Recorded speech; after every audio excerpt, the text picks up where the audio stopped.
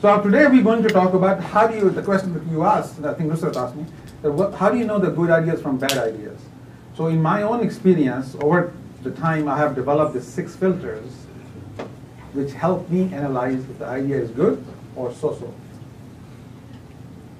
So we're going to walk through each one of these things in more detail, and then I'll give you some tools and hints how to even accomplish these tasks. So, I'm not going to repeat them because I'm going to talk about each one of them in detail. So first question is there really an unmet need? A lot of times people start a business because they have a cool idea.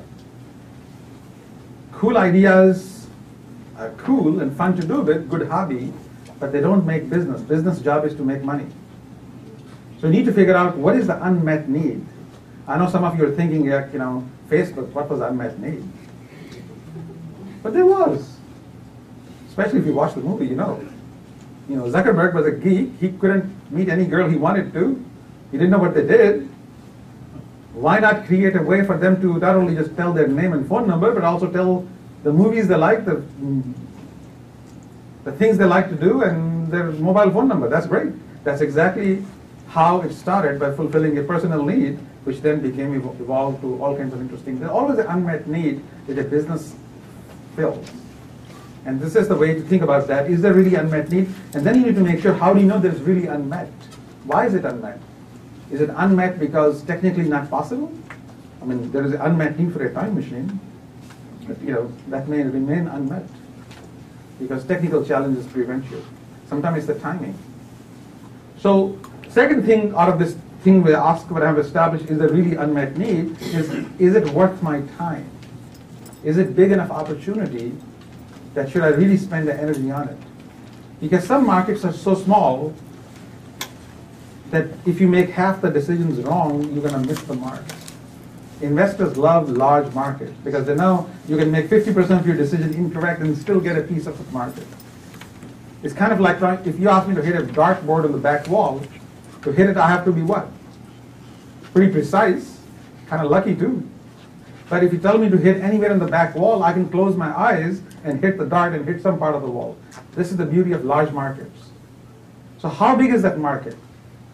So and understanding that and getting that clarity is one of the very important components. The question is, how do you know the market size? How do you compute a market size? Let me tell you a secret tip. One of my favorite places to go is census.gov. As you know, by constitution, every 10 years, we do census when you have all kinds of information and data available, and it's free.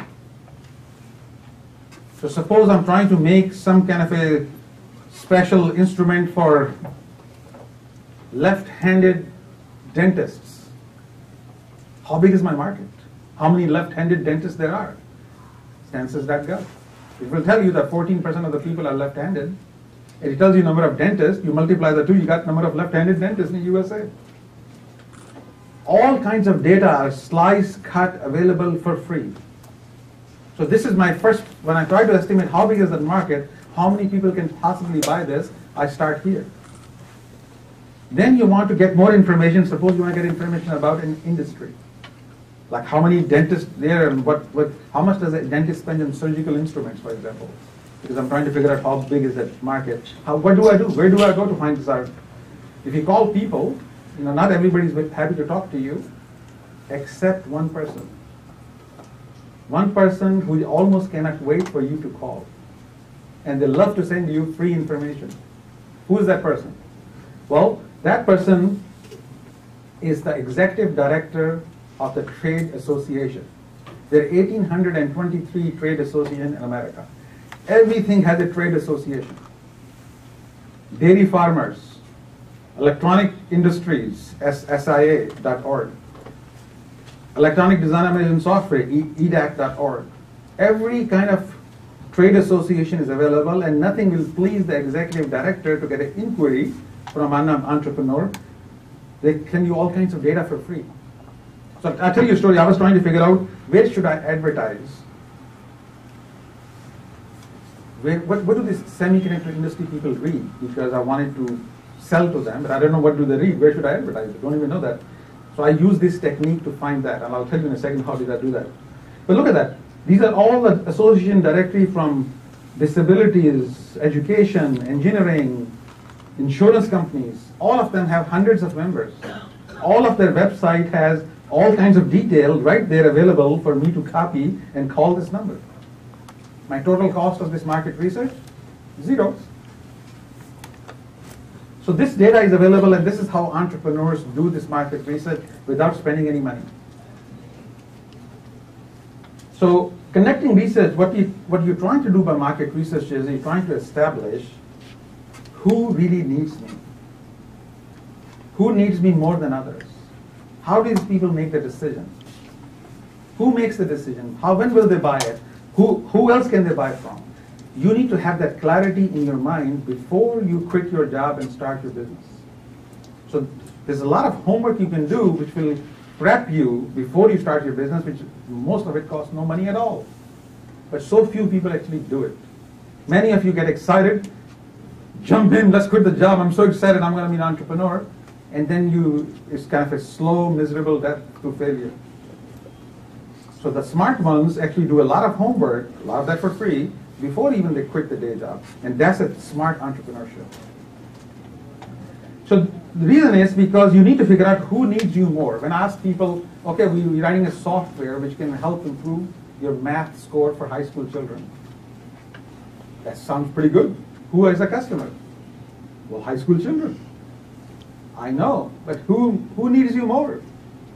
Who is that sliver which you can start, because you only have a limited number of resources, you almost have no marketing money. So who needs you more, the private school kid or the public school? The kids with rich parents or poor parents? Kids applying to Ivy League school or kids applying to UC system? I don't know. But with a little bit of market research, you can begin to get clarity. Also, who is the customer? Is the parents the customer? The child is the customer? The school is the customer, or government? I don't know. So this is the kind of question you need to ask people who sell this kind of software. Who buys these? Because that will tell you which channel should you use. You don't need to quit your job to get these answers. These kind of questions, if you ask the right question, you should collect a lot of data, a lot of these answers right in the beginning. So you're very sharp before you approach David as an investor. So this is the homework they expect you to have done. And David will talk more about that. David, any initial comment based on what we have said so far? By the way, you need to turn on the on-off switch. Am I on now? Yeah, you're on. Can people hear me? Yeah. Who do you think is going to be a better or more successful entrepreneur? Someone who has no idea, who's just entering into a market, or someone who has insights because they've spent time in that marketplace? They understand customers at a gut level. So when you think about it, did you have a question or a comment? You said you have a question. I just want to. I had a question. Yeah, but Maybe I misunderstood you. I'm sorry. But the key is, one thing we look for are people that have a gut feeling for what they're trying to do. So you went into a startup. Is it a startup in a new market space or one that you have experienced in the past? It's a new space. So it's a new space. So you are living vicariously, right? There's somebody else who convinced you, an entrepreneur convinced you that this is going to be the next great thing in life, right? Little bit different. Okay, you were unemployed, you're looking for something. No. No, but seriously, the types of people we look for know this inside, because the question is, are you trying to revolutionize or evolutionize a market space? And if you're trying to revolutionize, which is what we invest in, step function changes in the venture business in big markets, then we need people who have an insight that's different than others. So basically the point, actually, David's excellent point is that they look for, do you have deep domain knowledge? Can you speak with the voice of the customer? So if you have not talked to dozen, 20, 30 people, you will not be able to use that language. When a VC hears words like, I think, blah, blah, blah. I think, right away a signal goes up. What do you mean, I think? A smart entrepreneur says, when I was talking to Paul Johnson, the CIO at Clorox, he told me, and when I talked to Linda Swanson later at Gillette, she had this idea. Now he knows he's hearing these names. You know, you've talked to people, he takes you differently. So whenever in my class people say, I think or we believe is there. My flag goes up. There's no we believe. We know because we have done the homework. We believe is a lazy entrepreneur's answer. We believe things will change. Yes, I believe that. So let me give you another tip. So one of the things which you need to do, part of this thing, find subject matter experts. Suppose you were going after this left-handed dentist market, maybe you're going to talk to a couple of people who make dentist equipment. How do you do that? How do you find that person? My favorite technique, LinkedIn search. LinkedIn is not just to brag about what you did, great things, which school you went to.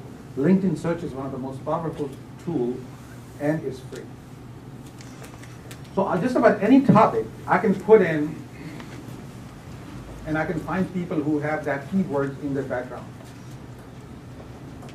And if you don't have a LinkedIn account with lots of connection, guess what? All you have to do is connect with somebody who does, because you then be able to search their connections. I have 2,600 connections on LinkedIn. I can reach almost any expert on any topic anywhere in the world. So I put in here call center Costa Rica, and I did a search. I got like 20 pages long. So then I narrowed the search, people who are living within 50 miles of where I live, Cupertino. And I still got about 2 pages of named people who have call center Costa Rica in their title. So what did I do? I looked at things. What do they do? I picked Teresa Devonshire. No particular reason. She's local. She looked kind of cute. So I sent her an email, but email is very specific. I asked for expertise request. Dear Teresa, I'm doing some research and setting up a call center in Costa Rica. Would you have 15 minutes for a phone call? You'll be helping an entrepreneur. Very sharp, very simple. And look at the subject line. Subject line says, call center set up in Costa Rica, 15-minute call, question mark. Just from there she can say if she wants to read further and interesting to me. As compared to some of the introduction which I received, when the subject line says, hello. Hello what? I don't have time to read like hello messages. I get 300 emails a day. I'm deleting most of them without reading them, based on what the subject line says. So say something very impactful, useful in the subject line. So as simple as that. You can send 10 requests. History tells you that 6 out of 10 people will say, sure, I'll give you 15 minutes. What do you want to talk about? But you only sell 2 requests and you didn't hear back. It's a numbers game. You have to send more than 2 requests to find somebody. So you can use this technique to find subject matter expert in just about any topic. And this is the kind of conversation which helps you shape your thinking no matter what subject you're starting a business in. So this is the kind of question you're trying to get answers. In my book, I talk about 28 questions you must ask to get clarity in your own head. You notice this question. None of them have anything to do with your wonderful idea. None. I send people, say, go to market research. They go to some customers or potential people, say, I'm working on this thing. It's kind of black, but it's less than 1 foot tall. Do you like it? That's not market research. That's like a lame attempt at sales. So market research has nothing to do with your wonderful idea. It has to do with what? Customer's pain. You need to get clarity on what is the pain this customer is trying to solve that he's willing to open his wallet for. The questions would be, if there's such a big pain, why haven't you solved it? Where do you look? Do you look on Google? Do you talk to experts? Do you look at Yellow Pages? Where do you look? Why haven't you bought it? At what price will you buy it? When will you make the decision? Who will make the decision? Who can kill the decision? These are the questions and clarity you need to get in your mind before you start your business. So this is the point. This is all I'm talking about, getting the clarity, having the clarity on the customer's pain before you jump in with your wonderful idea. One of my favorite research tools is Google AdWords. You all know how Google works. Google makes out the money. Of their 94% of the revenue comes from this one product called AdWords.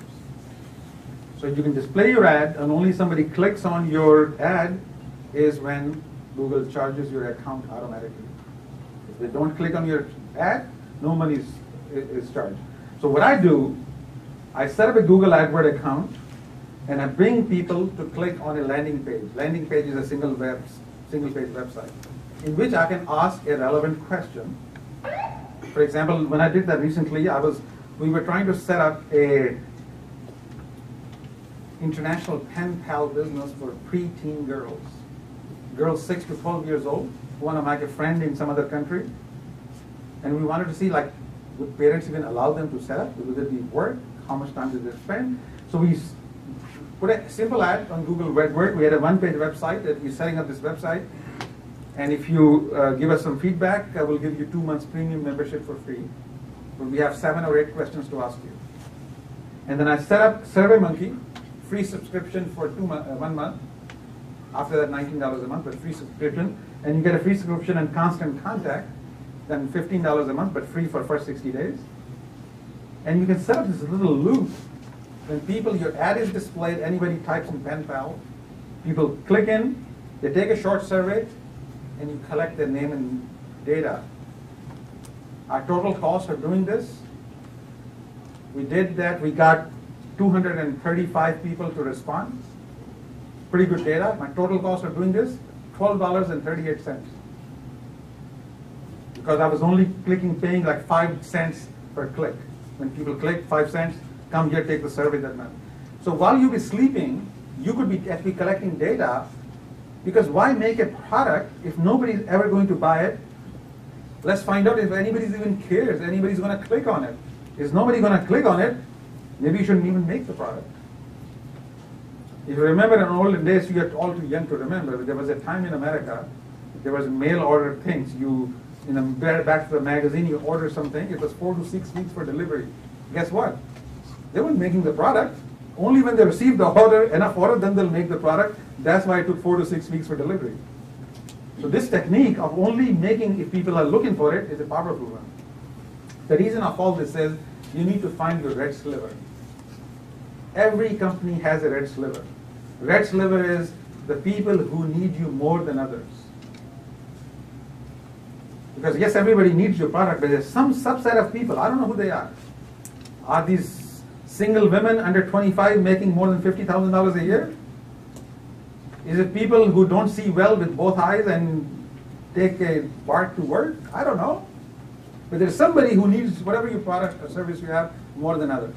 You're doing market research to identify that, so you can, once you have that clarity, you can go sell to them, convince them, and start getting your first initial customers. Bad entrepreneurs jump to trying to sell to everybody and don't think through this. And they spend a lot of time and money. If you walk to David and with this clarity, and you can draw this chart, he's going to put you in a different bucket. David, any comment on this so far?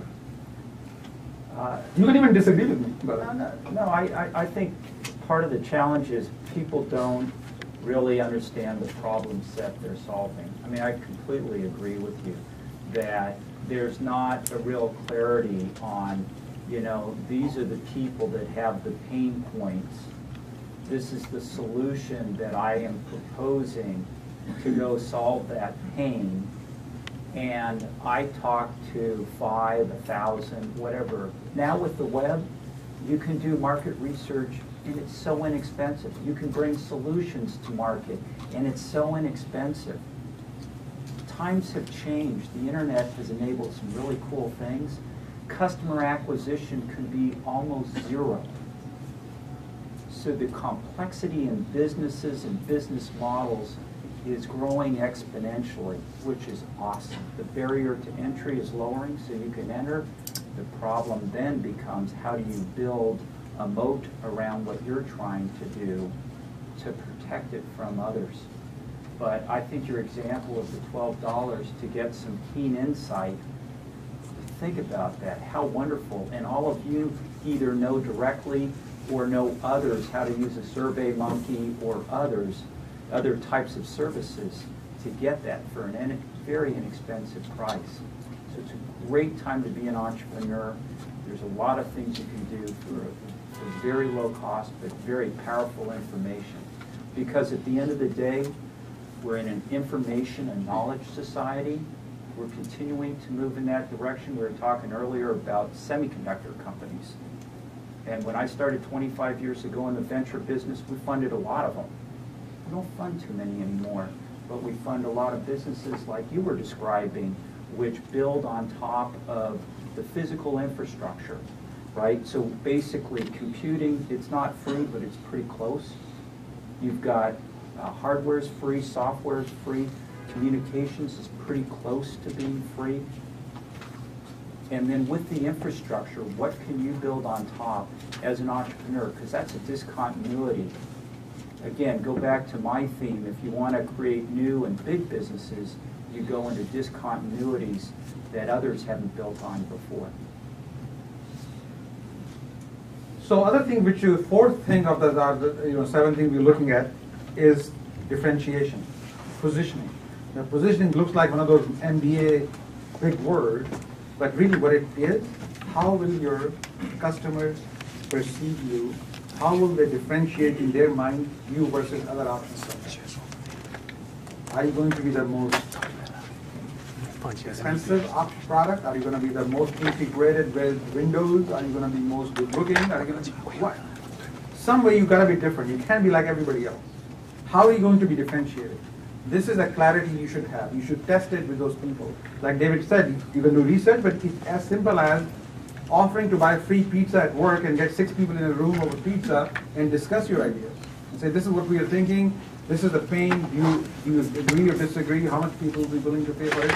You can do a little market research in a group like that too.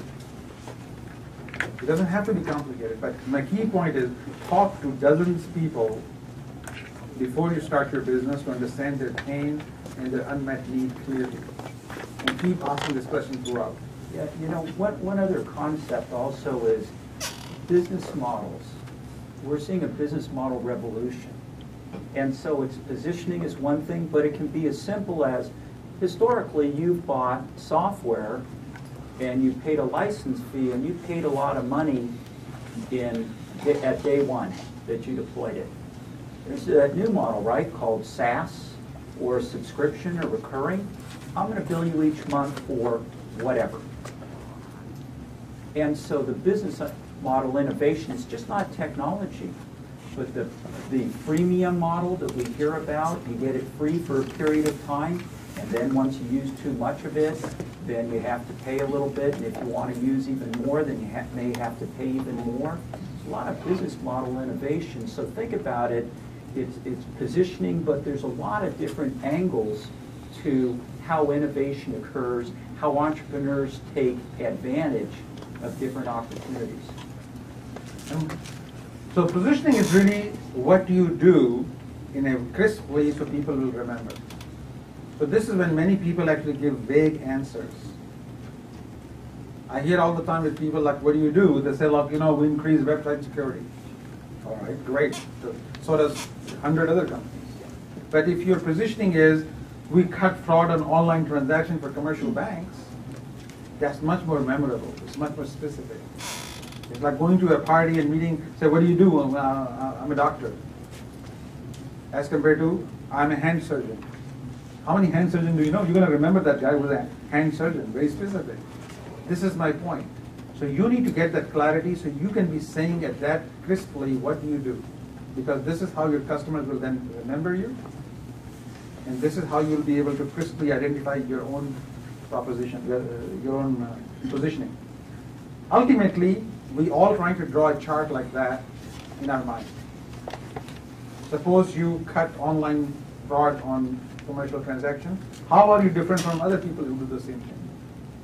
Are you the fastest? Are you the slowest? Are you the most integrated? Are you, whatever your differentiation is, you need to have that clarity, and you can do a lot of that homework and get to this clarity before you quit your day job. Now you talked about business model, that's a very good one because I want to talk about that too. Because business model is very important in the business. This is how you make money. Who pays you? Because there's multiple ways to get your product to your customers. What channel will you use? And what is the gross margin? Gross margin concept, if you learn nothing else tonight, just learn one thing, learn the gross margin. because that's maybe the most important concept in the business. Let me give you an idea. What is gross margin? Let me see how many of you can recognize whose business model is this. Starbucks. I've given this slide all over the world, from New Zealand to Mongolia. People get it. This is it. Look what happens. Joe, the coffee shop owner, at 50 cents, he can barely just give you coffee. That's it. But at $4, I can add comfortable couches, music, free internet, all kinds of things. Because I have this fat gross profit now, that I can completely change your experience. Because gross profit if gross profit is bad, doesn't matter how efficiently you run your business, you will not make much money. Gross profit is how much customer pays you, how much does it cost you to build that product, what is left. From that, you'll then spend your salaries, rent, travel, then you have net profit. Gross profit is just per transaction how much you make. So this is very important to understand the difference between gross profit and net profit. Because if you have you can have a business by Christmas, $10 million revenue. I can guarantee it. All you have to do, sell dollar bills for 98 cents. You will have a $10 million business. Is it a good business? What's the gross profit? Negative. You're losing money on every transaction. And guess what? Many entrepreneurs do exactly that because they have not taken the time to just think simply, what is my gross profit? How much money do I make per transaction? You must be able to draw this simple picture. How much does customer pay you? How much does it cost you to make the product or license the product? How much does it cost you to acquire the customer? In this example, every transaction, my gross profit is $4. Now I can have salaries, rent, travel, everything else. My net profit may be $1 or $2 or 50 cents. But I have a nice gross profit. But I'm monitoring my customer acquisition cost. In everything customer acquisition cost you can compute. Suppose you hire a salesperson, you pay them, I don't know, let's say you pay them $1,000 a month. And in 1 month, typically they get you 10 new customers. What's your customer acquisition cost? The young man over there looks like he's good at math. What's your customer acquisition cost? Yeah. I'm getting lost in the numbers. Yeah, well, you can be. You can't get lost here. That's why I'm pausing here. You can hire a salesperson for $100,000 a month, Yes. and he gets you, on average, 10 new customers a month. Yes. What's your customer acquisition cost? $100. $100. Yeah. $100. 100 times 10 is 1,000. So you can always compute a customer acquisition cost.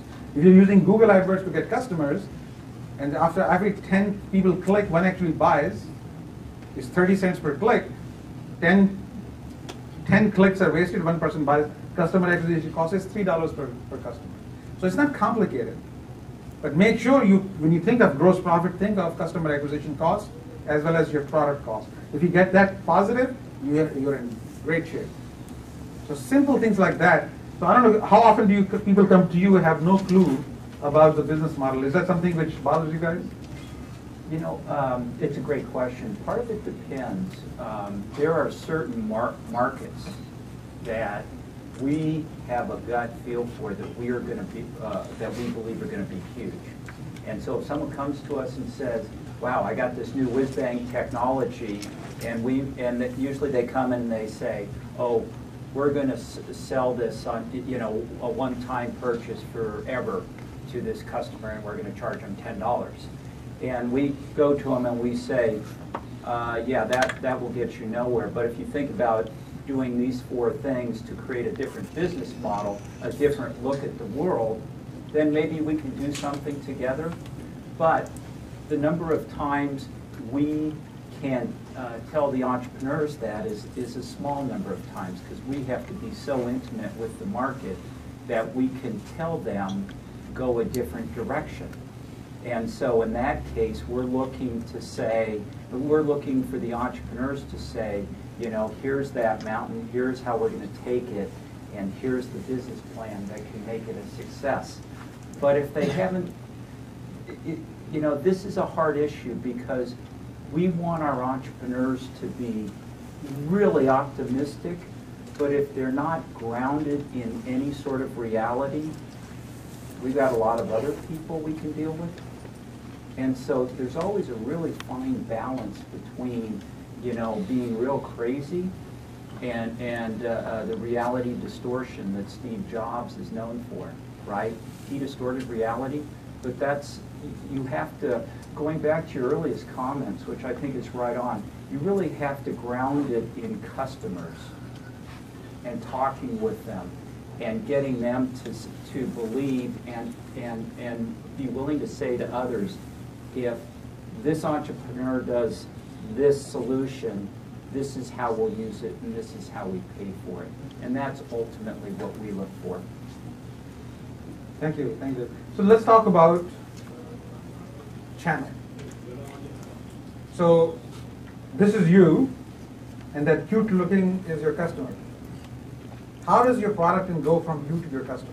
Well, there are multiple ways. You can hire a direct sales force, people who will go to them and sell them. That's called direct selling, direct sales. You can sell them on web, like Amazon does. Like direct would be like Oracle does, or Boeing does. Or you can sell them through indirect channel when you have wholesalers and retailers and everybody takes their little percent commission. This is how Nordstrom will sell. Well, Nordstrom is not a good example. This is how Toyota will sell.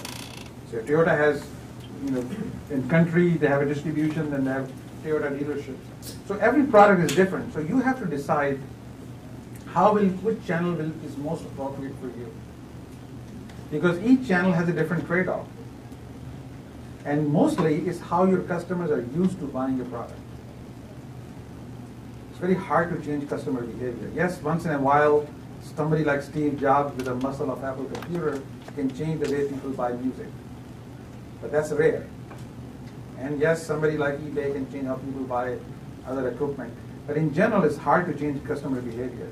So if people are used to buying certain things, normally the trade-off is that if you need to scale to many countries, many cities, the indirect channel is more sufficient. But if the product is complex, requires a lot of explanation and selling, then this direct sales people are necessary.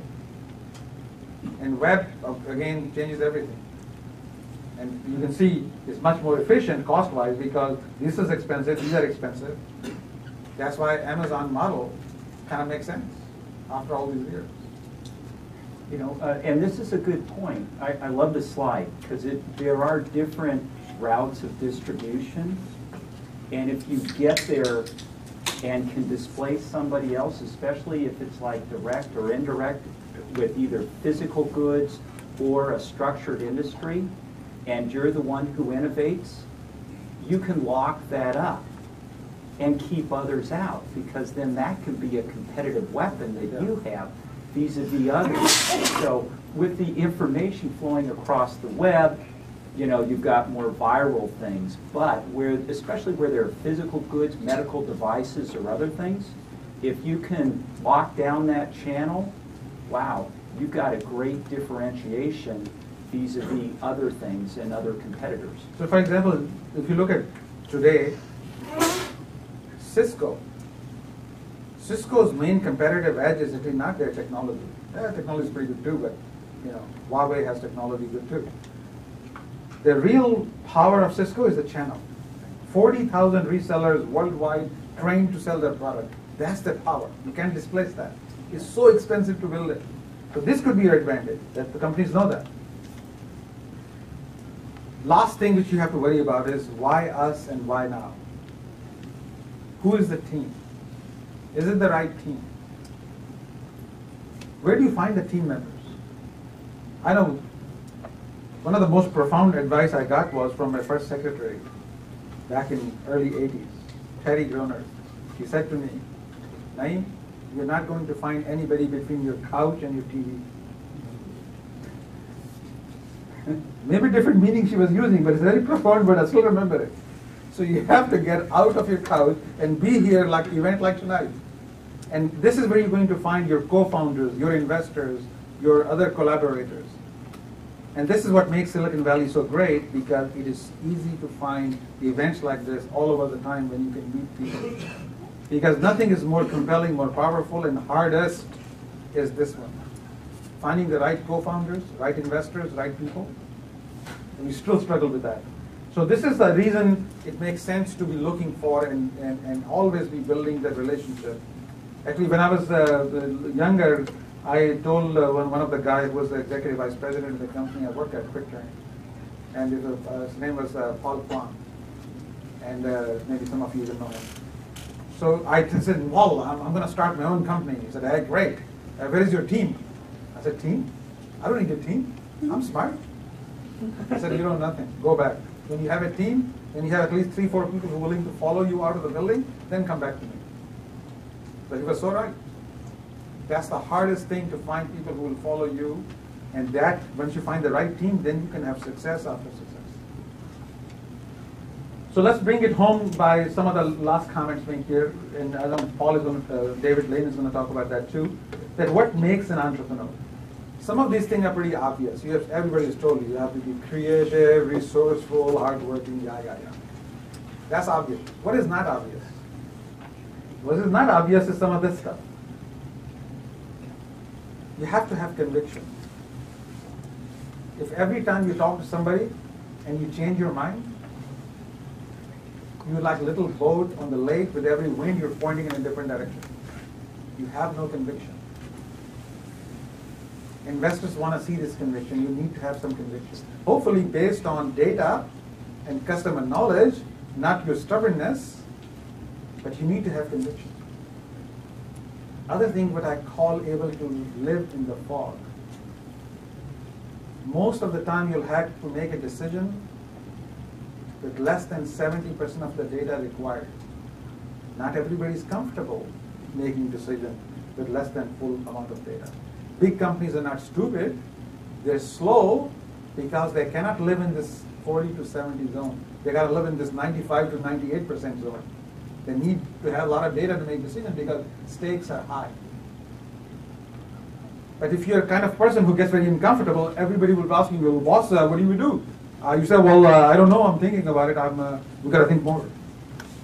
People will be frustrated, like, I don't know what to do, nobody can make a decision. So you have to be able to make gut feel decisions, hopefully with at least 40% of the data required, but often no more than 70. Other thing which probably will be most instrumental, if you're going to be a successful entrepreneur, is who are you married to? People don't talk about that, but this is huge. Married to the wrong person is a constant grind, constant annoying till you give up or something bad happens. So really ask yourself, what is the choice of my life partner is going to play in this role? David, does that surprise you? If you're not married, it's sometimes easier. But no, I think it's true of anything in life, right?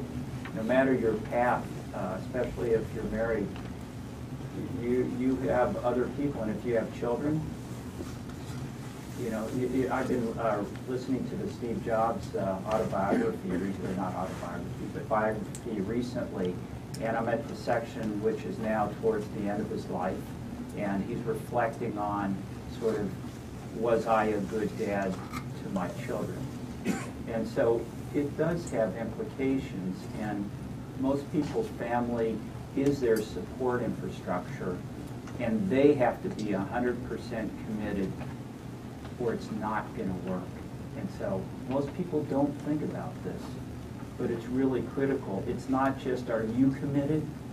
Is it your whole infrastructure committed to what you want to achieve? Are they willing to sacrifice if you go all in? And that is an excellent point. I hear very few people talk about it, but it's really critical. Because it's not a profession, it's not a job, it's a choice of a lifestyle. You will never be the same. On anniversary dinner, you'll be checking like messages over there under the table.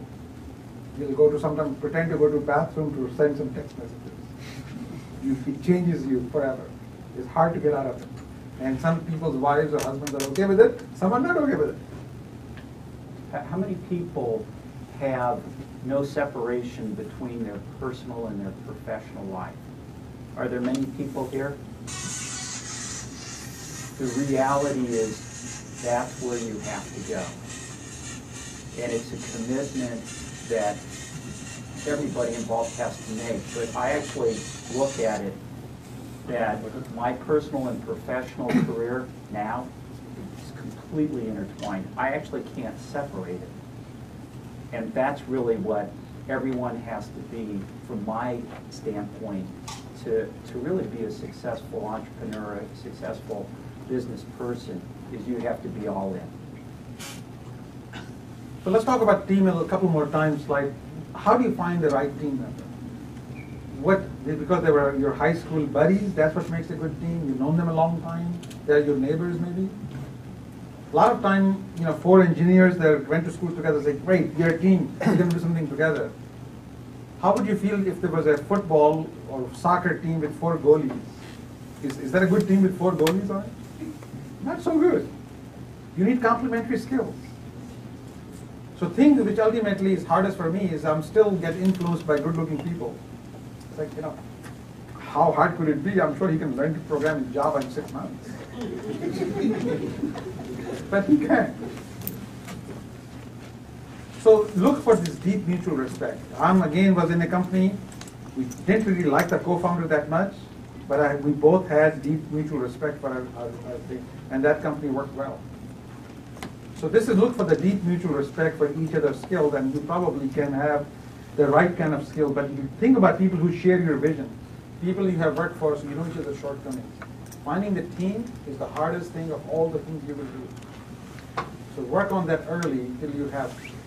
Gentlemen, the question? I suppose you have a really potentially good founder, but you haven't vetted anything out about their loyalty, their honesty, their future, where they might be going. Yeah. How would you do that? You do that by spending a lot of time with each other in the pre-founding stages. So my first company, we did that. For at least 7 months before we formally quit our jobs and started the company, we met every night, the weekend, we spent time, we had dinner with each other, and you find a lot about each other. One of my favorite quotations is, golf doesn't build character, it reveals it. So spend time with each other till you can see some of those things and can give you early on signals. David? Yeah, I have to do the same thing as a funding source. I once had an entrepreneur, a very early stage company. He goes, what are you, a shrink or something? And I said, no, I just want to understand what you think and why you think it. Because at the end of the day, I invest in people. And others work for others who have a vision. I mean, we all are working with other people who we respect, who we share a common vision of how this company is going to be a success or not. And then morals, ethics, those things are really critical. So you have to start unraveling people and say, okay, what makes you tick? Why are you trying to do what you're trying to do, and do we share a common basis? So the last thing you need to ask yourself is why now? That's the timing. Is the timing right? Because you notice when the timing is right, many other things could be forgotten. The famous Chinese saying is that all boats rise with a rising tide. So if you get it right, right now, for example, mobility, big data, social, local is hot. So right idea, the right time, it's easy to get funded because timing has to be right. So ask yourself, why now? Because asking that question is important. Because was it never tried before? Was it not possible before? Some regulation changed? Or cost of compute servers came down so much that now it is possible? It wasn't possible before? Whatever the reason is. Because your investor will ask you this question, why now? And you have to have a good answer. So my summary is that if you really have all these ideas, if you go through these 6 filters I just taught you guys, you'll be able to filter out ideas which have a higher potential than the ideas which have mediocre potential. Some will fail the filter of unmet need, some will fail the filter of market size, some will not have a scalable business model. So when you talk to people at parties, mentally I've been going through my own filters and I can quickly see. So you will develop your own filters over time. But learn the method that you should have some kind of filters. You can analyze these ideas and know the good ones from not so good ones. Now, since most of you will not remember half the things I